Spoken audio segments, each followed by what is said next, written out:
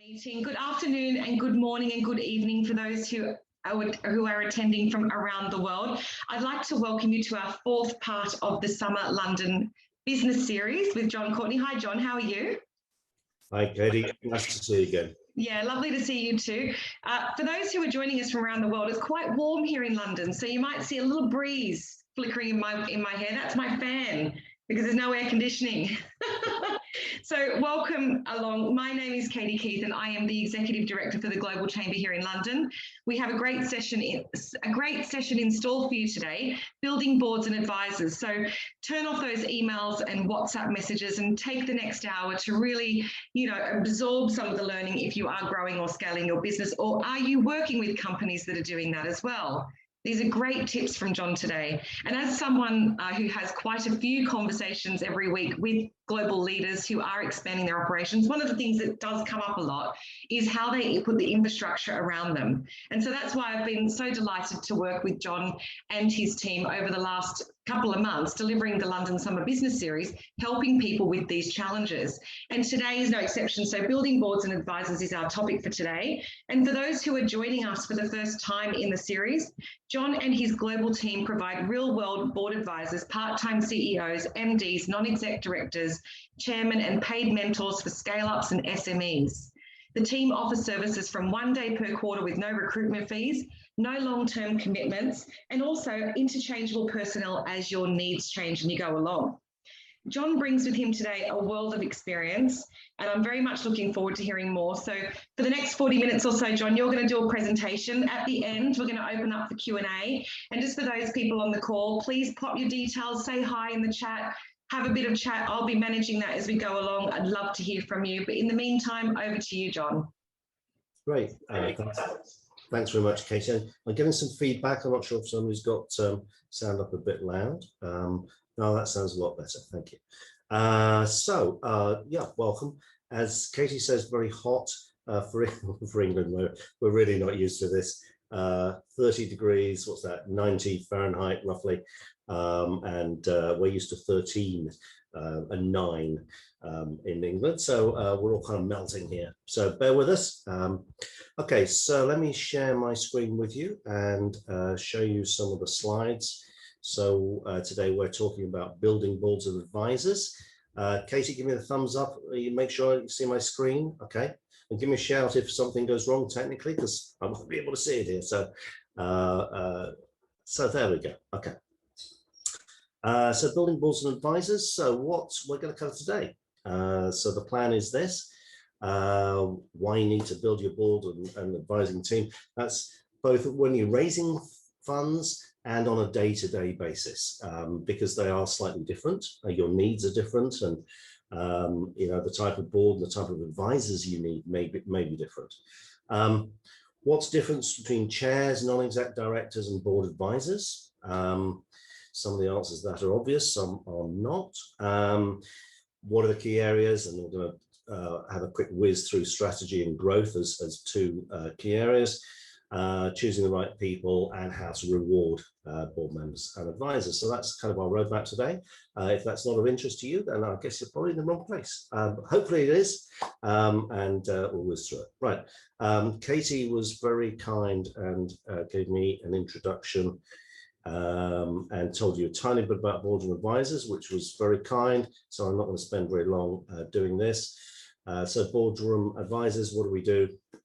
We provide all part-time executive directors, it's part-time finance, sales, marketing, you can read the stuff, but even managing directors, and also chairs and non-execs and so on. We have 100 people, more than that actually. They've all scaled businesses. So they haven't been in a bank for 30 years and done a month's training course. They've all scaled a company, so they can help people do that.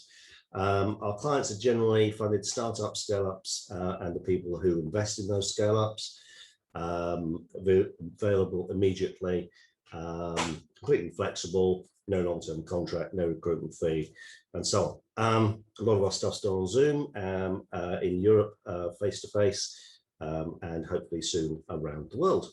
Right, end of advert. Let's crack on.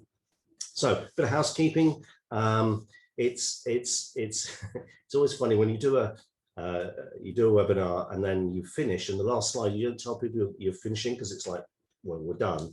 And then it's anybody got any questions, and there's a bit of tumbleweed. So please, we know there are questions come up as we go through slides. Please put questions in the chat window. Katie will field them, and we'll go through them at the end, if that's okay. Otherwise, we kind of lose the flow. And there are some tools here around directors and advisors. And if you want links to these or copy the slides, just stick your details in the chat. And Katie, I think you probably send that out anyway. I don't know, but anyway, you know, if in doubt, put your details in the chat, and do by all means connect with me on LinkedIn. My details are at the end. Okay, so no further ado. Why use advisors at all? Well, listen, I'm crazy. This is business number 7 for me. I'm a serial idiot. I must be absolutely barking mad. I just love creating businesses. Now, I must be honest with you, some of my early businesses I did without any advisors. I kind of did it, and I did it by the seat of my pants. I did it with no training, all gut feel and instinct. And I was kind of lucky that some of them worked out well, but some of that was luck. And you can narrow down the odds really by getting advisors involved. They don't have to be really expensive. The trick is to find really good people and use just a tiny bit of them. I'm not suggesting Richard Branson, but the analogy is, you know, it's better to have an hour of Richard Branson than you know, a week of a manager. I don't know. Terrible analogy. Right. Why use advisors? So you cut down the odds of failure, and you increase the odds of being successful, and the measure of success, which generally is kind of money. So, and how, why? You get outside opinion, you get expertise, experience, contacts, they help you plan, kind of get you focused, mentor you, help you train.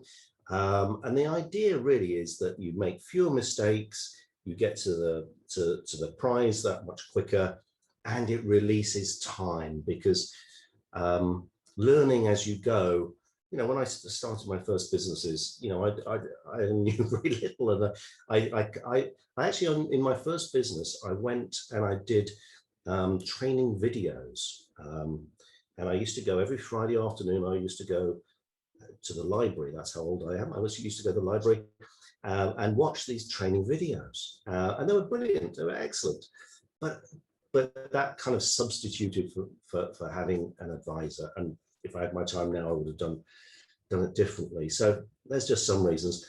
Types of advisors. So advisors generally are external. So well, these ones are at least. So first of all, there's a chair. Old school chairman, chairwoman, but chair these days. And what do? They chair the board meetings. Now, whether even if you're a small company, you should still be having board meetings. You just kind of have them a little less frequently, and they take a little less time. But you've got to have board meetings. Why? Because that's the place at which you put away the day-to-day stuff and you talk about strategy. Where are we going? How are we going to get there? You know, what are the best routes and so on. You're not talking about day-to-day tactics. And that's kind of one thing. We'll come on to the strategy bit in a minute, but there is a big difference between strategy, which is overall direction, and tactics, which is about the day-to-day stuff to make your strategy happen. And a board meeting is there to talk about strategy. A management meeting in bigger companies, their management meetings, is there to talk mainly about tactics, or should we do it this way? Should we do it that way? So anyway, the chair chairs the board meetings. One of his responsibilities is often strategy, and he does that often in conjunction with the CEO, who he often mentors, either formally or informally. You know, being a CEO it can be a lonely place, and you know, a CEO needs somebody to bounce ideas off. Chair, what do you think about this? Should we do that? You know, that's kind of comes with the territory. Right, other types of external advisors, the NED, non-executive director, NXD, sometimes it's written. So again, it's an external view, and they may be a sector expert or a skills focus, so there might be a marketing person or a finance person or whatever, they as well as being the external voice. Bigger companies, of course, have both chairs and NEDs. Smaller company, probably maybe one or the other. A board advisor, these are the UK terms, I'm afraid. So this is, it's not a legal position. A non-executive director is legally responsible for part of the company. A company's house is a UK term. That's where everybody is officially registered as a director of the company. But a board advisor is kind of just a diluted version of the same thing. There can be a legal term, certainly in the UK, that they might still have some legal responsibilities. In other countries, it'll be slightly different, but it's official or it's unofficial is kind of where we're going here. Board observer is a term sometimes used. It's often used in VC land. It's kind of the same thing as a board advisor, just a slightly different terminology. Consultants, well, yes, they exist. They're advisors. They're often project-based, coming in to do a job and then leave. What we do at Board of Advisors is part-time executive directors. So these people in those various skill sets, sometimes they come to board meetings, sometimes they don't, sometimes they're officially on the formal board, sometimes they're not. It depends really. So those are kind of external advisors. And then kind of internal advisors are really what I was just talking about there, the part-time executive directors. So ideal for companies that need director level strategic advice, I get my words out, but don't need, or can't afford a full-time version. Right, let's have a look at some of the key areas that advisors get involved with. So first of all, strategic direction, should be a better word for that. Right, and some of the questions when we're involved with companies, we're looking at strategic direction, often as a part-time executive director, who's responsible, how do you discuss strategy, how do you analyze it, do you do it through a board or an NED, all these sort of questions. And so my general advice, you may be running a 2-person business, you may be running a 2,000-person business. Try and separate strategy and tactics, strategy for the board, tactics for management or for day-to-day. But please do have a look at your strategy. Please think about where is it you want to go and how you're going to get there. So strategy, it gives you a clear purpose and direction. And there are various tools. I'm going to show you some of these in a moment. We use a little package, which is a pretty old school one called SWOT, Strengths, Weaknesses, Opportunities and Threats. Really good for getting stuff out on the table. Pretty terrible about doing anything with it, but for the first bit, I find really useful. And we couple that with most analysis, which then takes things from the SWOT and does stuff with it. And then we also, at the moment particularly, but there are other crises other than COVID-19, when there is a crisis around, having a look at a crisis assessment, and we have a tool in order to help through the thought process. And strategy is really the single most important thing that advisors can help with, whether it's the overall business strategy, or whether it's marketing strategy or IT strategy or some other functional strategy. There we go, falling over the teeth again. Right, listen, these tools are a subject of another webinar which I've done, and they're on the Global Chamber website and on the Boardroom Advisors website as well. So I'm not going to spend too long on this. but just whiz through very quickly. SWOT analysis, strengths, weaknesses, opportunities and threats. Strengths and weaknesses are internal things. Opportunities and threats are external. And it's just a matter of, preferably in a group, brainstorming, coming up with a list, and you shout around the room. You try and keep strengths and weaknesses to an internal issues. It's all about us, and opportunities and threats, external things.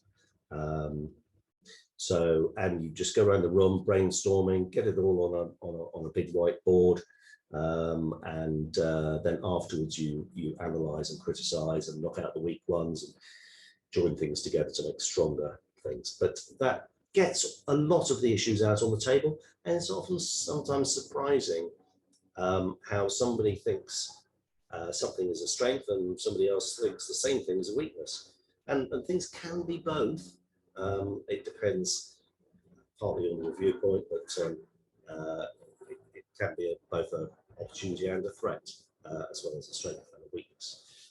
We've got some worksheets which are really quite handy, and I'll show you how to get those in a moment. The thing we join it up with is what we call most analysis. Not many people know about this. This is kind of the early form of OKRs. And I spent a long time at strategy school learning most analysis. As I say, it's subject to another webinar, but briefly, most stands for mission. You can see these things going bottom left and going round clockwise. Mission, which is generally a business mission, keeping it simple to sales and profit. Objectives, the key things that are going to help you achieve the mission. All these are connected, you see. Like my osteopath says, whenever I go in an ache and a pain, he says, strangely, they're all connected. He pokes me on the arm, even if it hurts me on the knee. For each objective, you look at strategies. What are the options to achieve the objectives? Strategy isn't necessarily complicated and difficult. People, I think, a lot of textbooks make it so. It's about what are the options, and then what's the likely best option. And then for each of the options you decide to implement, you have tactics. So timescales, owners, and so on, how they're going to be put into action. And that kind of takes your SWOT and moves it into an action plan, because at the end of the day, in tactics down the bottom right-hand corner, these things go on somebody's to-do list. And when you review your strategy, and in particular your most analysis, then, you know, have things moved on? Have they been successful? If not, what's great about most is it gives you somewhere to go back to if things aren't working quite as well. So you can say, well, you know, tactics aren't working. Was the strategy right? Yes, well, let's have some more tactics. No, well, let's have a look at other strategies that we can look at. So that's kind of a whiz-stop tour of those particular things. But these are great for looking at strategy and strategic planning. And we have, again, worksheets for this. And actually, because everything hangs together, these are really useful, particularly on there. We have a third tool, which is a crisis strategy assessment, which is great for current situation. And it's really just, it's common sense, as most of these things are, but it's kind of like peeling back the layers of an onion. So first of all, defining what the crisis is, and then what's likely to change in the world generally. And then you go down a layer, what might change in your industry? How might it affect your revenue streams? What about your value proposition?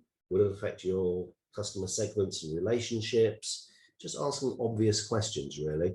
What about your distribution channels, your resource needs? You know, more offices? No, likely less offices, I guess. Less travel time. More Zoom, gosh hell. What about your cost structure? Is that likely to be affected? More people, less people, different people? There's so many things that might change. And we're all kind of thinking about this vaguely in the back of our minds, aren't we? But once you've got a worksheet to work through, it just helps you formalize that process. And so here's the worksheet. It kind of looks like that. And all of these tools are available together. We call them a business strategy toolkit. So it's on our resources page. So you just go to resources on the Boards and Advisors website. That's the home page. Up comes the toolkit. Is that scrolling, Katie? Does that work? No, Katie's not sure. She is, I think. Okay. It sure is, John. And I'm putting the link in the chat right now for everybody. Okay, cool. Thank you very much, Katie. So I'm never sure whether this slidey thing works, but it seems to. So that's it. Oh, it's going round again. Excellent. So this is what you see on the page, and there's you just click on the links and download the various tools. Okay, so that's a whistle-stop tour about strategy. The other major area that advisors get involved with is business growth. And again, this is subject to another webinar that I've done with Global Chamber as part of their thing. So these again are the sort of questions that we ask when we walk into the room with clients who want help with growth. Do you discuss it? Who's responsible? Are they at director level? I went into one company once and they had, well, they've been going for 109 years. I remember that. And I said to them, so who's responsible for growth? And there were three of them, and they kind of all looked at each other sheepishly. And I said, okay, let's be more specific. Do you have anybody in marketing? And they said, well, yes, there's Jilly. She's done a university course, and she's just joined us. And that was their, they're a big company. They were 50 million turnover, and they had Jilly, who just graduated, responsible for their marketing. I'm sure Jilly was very good, but do you know what I mean? It's particularly a company of that size, even for a company of a smaller size, having director level responsibility and strategic advice for growth, because that's the core of any business. If you're not growing, you're probably stagnating or going backwards. So, how does the company analyze growth? Do you have help with it? Do you do it at board level, or with an advisor or an NED? And some of the key areas that we look at, we suggest that you look at around growth. First of all, is around, all these questions are around, what is it that you're selling? Again, I'm a great believer that strategy, this is marketing, growth strategy, should be very simple. What is it that you're selling? And if you can't explain that in words of one syllable to potential customers or clients, how are they going to understand? And one of my greatest bugbears is going onto somebody's website and I don't know within 10 seconds what it is that they do. I'm not scrolling around, there's lots of nice words, and you're trying to, what's that actually say? So try and say it in words of one syllable. So this is all about establishing the brand, because the brand should say very clearly what it is that you do. So you define the customer needs, you get a value proposition, we'll come to that in a second. That should be a quick sentence really about what it is that you do and why people should buy from you. And then you develop some messaging. So how do you communicate that to people? And so on. And then you look at lead generation, which is who are you selling to? So who are the decision makers? What segments of the market are you selling to? I had one client, lovely client, excellent business, but I said we had a meeting with the four board directors, I think it was. And I said, so who are your customers? And they said, everyone. I said, no, you can't market to everyone. What happens if you try and market to everyone is that your marketing effort gets diluted. So really key to work out who are your key segments that you're trying to get to. Who is most likely to buy your goods or your services? And then you can focus your marketing efforts towards that. And what are the routes to the marketing and the marketing channels? It's all about who you're selling to. And then once you've worked that out, it's how are you telling people? So it's what communication channels. There's lots of them, you know, even within social media. There's a list here, you can see it. Even within social media, you know, you've now got 20, 30 different ways of social media. At Boardroom, we concentrate very heavily on LinkedIn, because LinkedIn is the business channel, isn't it? It's the social media for business. We do a little bit on Twitter as well, because business does use Twitter. We do bits on Facebook, but not very much really, although, you know, the business side of Facebook is getting stronger, particularly with the groups. But in each of these areas, you kind of have to work out, well, first of all, you're working out your segmentation and your messaging, but then it's which of those channels are the best ways of getting that message across to the target audience. You know, public relations is good for some people, trade shows for others, telesales for a third. How are you going to do it, and why? Why is that the best method? And it's just being rigorous about the analysis, the self-analysis that you have, or using, as I say, an external person. Okay, we have a tool called a scale-up growth diagnostic. Equally useful if you're not scaling up. It's a rather grand term, perhaps overused these days. So it's a growth diagnostic, and it's self-diagnosis, which we've developed. It's our IP, and you'll find that again in the resources section. This is the home page again. So you find the resources section, and within there you'll find the scale-up growth diagnostic. The actual tool itself is kind of starts like here, and then it generates a report like this. I'll leave this scrolling, and it goes through 3 different sections: business strategy, sales strategy, marketing strategy. And it's self-diagnosis. You answer the questions, and it cleverly in the background combines them. Tells you where you're doing this yourself. It's self-diagnosis, gives you strengths, weaknesses, a to-do list. So if these are your weaknesses, these are the areas that we suggest you focus on. And it gives you marks for each of these. There's an overall mark, as you can see, a mark for each of the 3 sections. Some commentary, as you're seeing now on the screen, hopefully. And then an action list, a priority list. Cool. So rewarding advisors. So lots of different ways of doing this. Some people try and reward advisors, be it chairs or NEDs or whatever, with shares and share options and so on. I know some people think it's a good idea. It's not my favorite way of doing it. I'm a great fan that if you have an external advisor, you should pay him or her for their skills and their time, and therefore a day rate is a better way of doing it. If you're giving them options and shares, you know, the argument is that, you know, they've got skin in the game and they're buying into the company and so on. All this sounds good, but then actually, are they helping you make decisions for the right reasons? Because there's kind of a conflict of interest there. I'm a great believer that advisors should be external and objective, and therefore they're paid for their time and experience. I know I'm not, you know, other people have different views.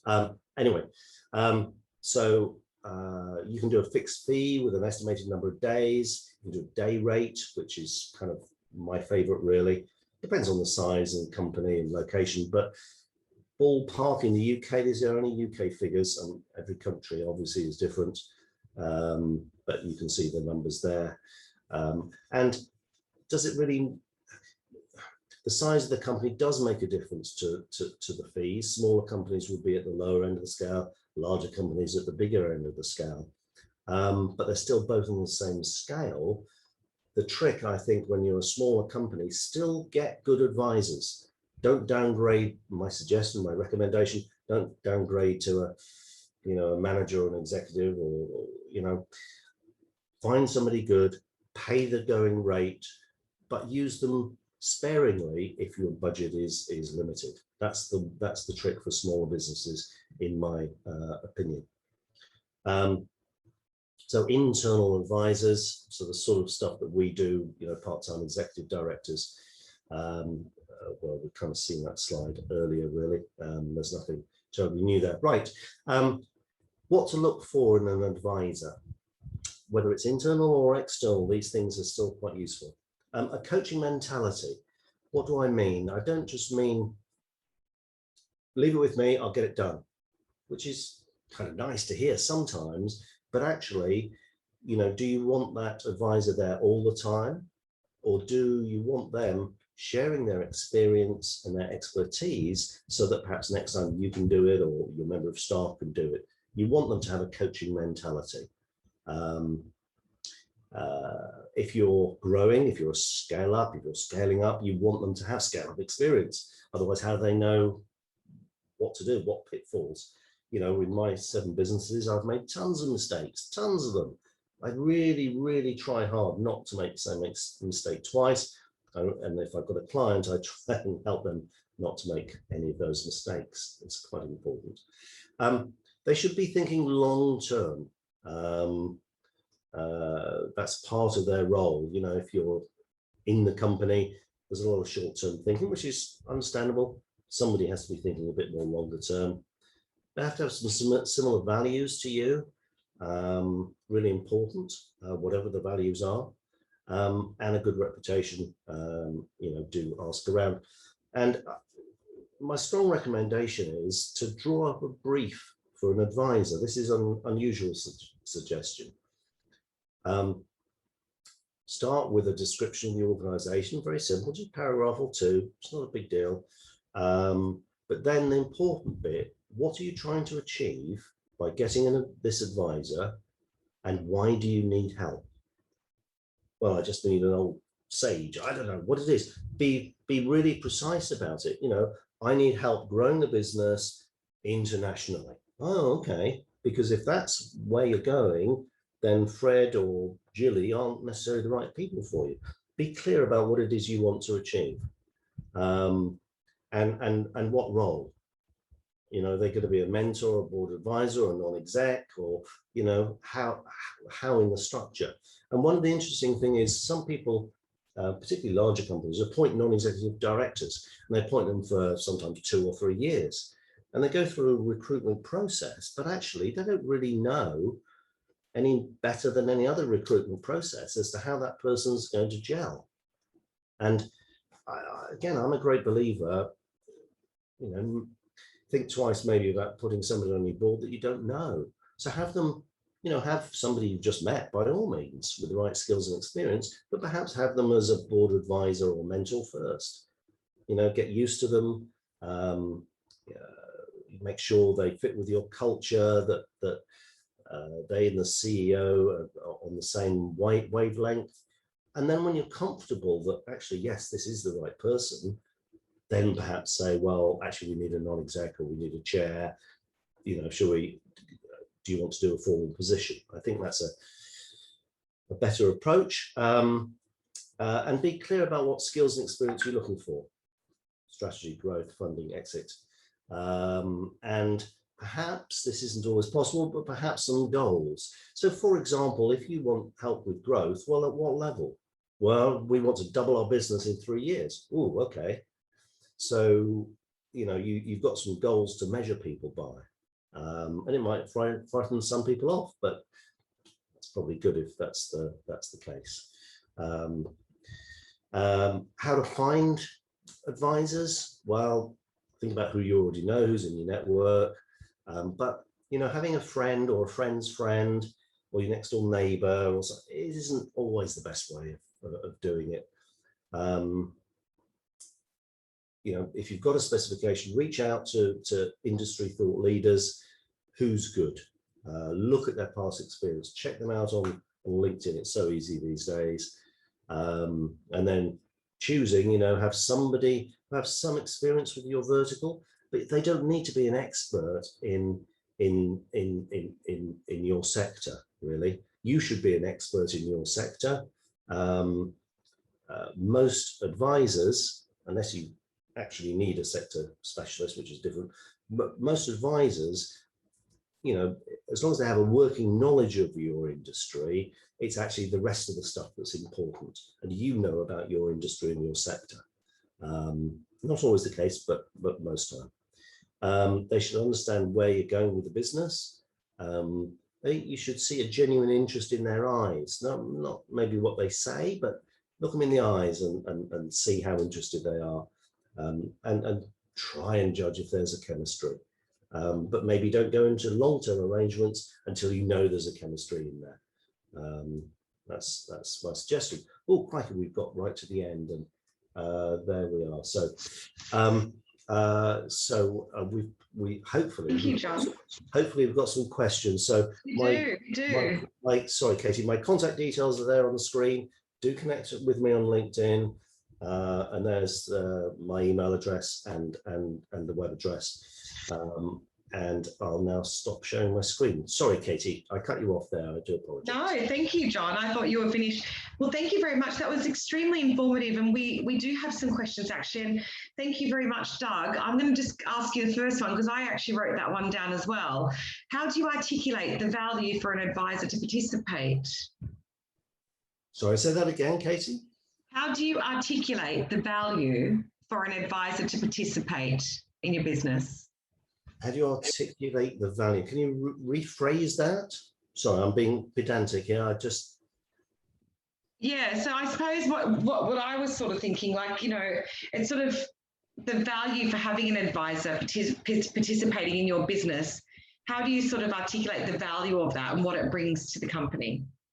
Well, yeah, I mean, I think it's immeasurable. External advisors, the value that they bring, if you have the right advisor, you know, somebody, you know, it's the whole can't see the wood for the trees thing, and often when I'm going into me or one of my colleagues going into a company, some of the answers are like they're staring you in the face, but not because you're brilliant, but because the people around the table, you know, they're all in the room, they're all, you know, they're in the can't see the wood for the trees, so they must be in the trees, mustn't they? You understand what I mean?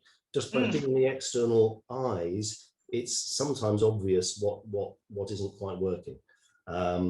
So I'm not sure if that's answering the question, but yeah, there's something in that you know, sometimes, you know, the whole dance floor analogy, where sometimes you need to step up on the balcony or take a helicopter view down on the business, and I suppose the value in that is having someone do that objectively. Because quite often as business owners and heads of business, we're in it, we're on the dance floor. Yes. Yes, so the value would be that, yeah. Good analogy, Casey, you like that? I really love that. I've used that quite a few times, because I do think sometimes we get bogged down with the day-to-day. We forget to take a step back and look at the strategic vision of the company as well, so where it's going. So that's really good. Another one is, how do you as a leader of a board ensure that advisors get value from the role?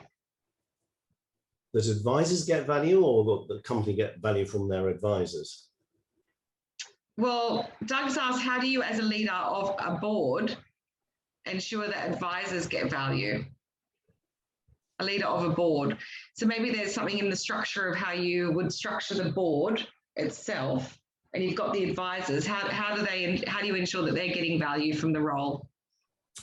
Well, okay, it's interesting. I think clarity is key. One of the things that the chair is responsible for is not just chairing the actual board meeting, which is obviously very important, but it's the stuff around the edges and being clear about what people's roles are, and how they interlink with each other. The CEO is central to that, obviously, because he's communicating with all the various different advisors, if there are lots, or just one if it's a smaller company. But the chair is a really good name for it, actually, because if you imagine they're kind of moving the chairs around the room, to try and get everybody sitting in the right place and next to the right people. And so that's kind of what they do. And in terms of getting value from an advisor, that to me is about right at the beginning, as I say, setting a specification, setting goals, setting timescales. Listen, we want to, double in 3 years' time. That's how we're going to measure you as, you're advising us in that particular area. Yeah, that makes sense. It's about sort of the value both ways and setting it up for success at the onset. And look, we've got a couple more. So the one that Doug has asked here as well is, what term is appropriate and should a particular time be specified? Because I was curious as well, in terms of the costing per day that you were saying, like if I'm a company and I'm investing in an advisor to come in, what's the typical time frame and investment that you would have? Yeah, that's really difficult to tell. What we try and do at Boardroom Advisors is to say, well, look, each and every month we'll say, are you getting value? If so, how many days do you need this person for next month? If you're not getting value, well, pause it, stop it, whatever, so that the client is in control. So that's one way of keeping control on the situation. How long something's going to take is difficult to tell. We always, when we start with clients, what we often do is we have a strategic review, and we sit around the table, whether it's the whole company or it's their growth strategy or their funding or their exit strategy, whatever it is. You're focused on the core event. You're discussing all the issues, you're using the tools we talked about earlier, but then the advisor then puts together a timeline and says, okay, these are the priorities we've agreed around the table. Yeah, you happy with that? Good. Right. And they puts it in like a Gantt chart to say, well, okay, in order to tackle these issues, I suggest we do this in this time scale, and this in this time scale, and this in this overlapping time scale. And a Gantt chart is very good to give a visual representation of that. And then the client can see, well, okay, it's going to take this long, and therefore it's going to cost this much. Is that something we're comfortable with, or do we want to have reduced timescales or reduced priorities? So you kind of want to do that early on. Otherwise, oh, this advisor's been hanging around for a long time. Crikey, yes, it's cost us quite a lot of money. You need to make sure they're on the right road. Yeah, and I think that's important, isn't it? If you're making an investment like this, to have some clarity around what the expectation is. And also, just to sort of go back to the value proposition in terms of why an advisor would want to serve on a board, I suppose just to give some information back to the audience is about, what are they getting out of it? The connections, money, satisfaction of helping. So what is really in it for the advisor? Why would they want to be going and doing that? Oh, right. I've completely misunderstood the original question, haven't I? That's okay, John. Yeah, well, people get different things out of it. Some people do it just for the money. I guess that's true. The reward for me is always, when I'm going into a business, it's how, can I help? Am I the right person here? If I can help, how is the best way in which I can help? And it's generally by getting clarity about what they want to achieve and in what timescales. I've gone around that loop again, haven't I? But that to me is very important. And I get satisfaction by helping a client and seeing them move forward. And as an advisor, you're not there all the time. So when you come back in the next time, whether that's the next week or the next month or whatever it is, next quarter even, have they moved on with the things that you helped to put in place? Have they moved on at the speed? It's rarely at the speed at which everybody hoped to, because it's always a wish list, isn't it, on time scale? But are things moving in the right direction? Do you feel that you're providing value? Because if you feel you're providing value for the client is probably getting value. But if I'm not sure, I tend to ask, are you getting value? Are we doing the right stuff? Are we going at the right speed? Just so you get feedback from the clients. But yes, to further answer, some do it just for the money. Some do it, I think most do it for the reward of helping clients get better. It sounds corny, but yeah, that's why I'm a cricket coach. I don't get paid. I'm an amateur cricket coach. I do it for the joy of seeing you help somebody and seeing them improve. And that's why I sports coach. And when I'm an advisor, it's not that dissimilar. I'm just using different experience and different skills. Yeah, so the financial reward is quite good as well. And how do you sort of deem what's appropriate in terms of what you pay an advisor? Do you come up with some agreement, or are there set standard rates out there that people are typically putting in place? And also legal requirements with different countries, because we've got quite a global spread of companies. Are there certain things that businesses should take into consideration around the legalities, the cost, what their flexibilities are and what they should look for? Okay, yep.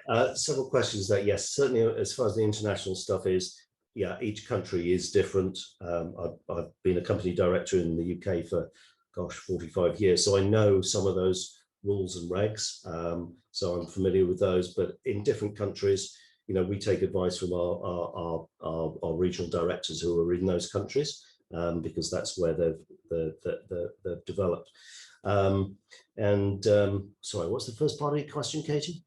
Yeah, so I suppose, I know, that's all right. So I think, you've sort of answered that. There's different sort of regulations around how companies are structured and what are some of the legal ramifications for companies that are across borders, I suppose. And there's lots of layers to that. So if you're going to have advisors in different countries spread out across the business, how do you sort of make sure that you're costing that correctly with those advisors as well? Yeah, it's tricky, isn't it? Again, there's no one answer to that. I'm going to dodge answering that directly because you can't. The key always is clarity with the client. And you say, look, we're dealing in 4 different countries. There are different regulations. There's different time requirements, maybe different people. Just be transparent and clear. This is what we see as the situation. Here's a suggestion about how we tackle it. What do you think? And if you do that, you can't go terribly wrong. Client isn't always going to want to do it the way you want to do it, or perhaps at the volume you want to do it. But if you're clear about it and you communicate openly, you can't go too far wrong, I think. Yeah, and I think you mentioned something there which is really quite important. And we were talking about this the other day ourselves. And I think there is something about the fact that you've got advisors in different country locations that are really skilled up on what their requirements are legally, the cost frameworks, and how they can support companies on the ground. I think that's quite important, that there's those resources available to you.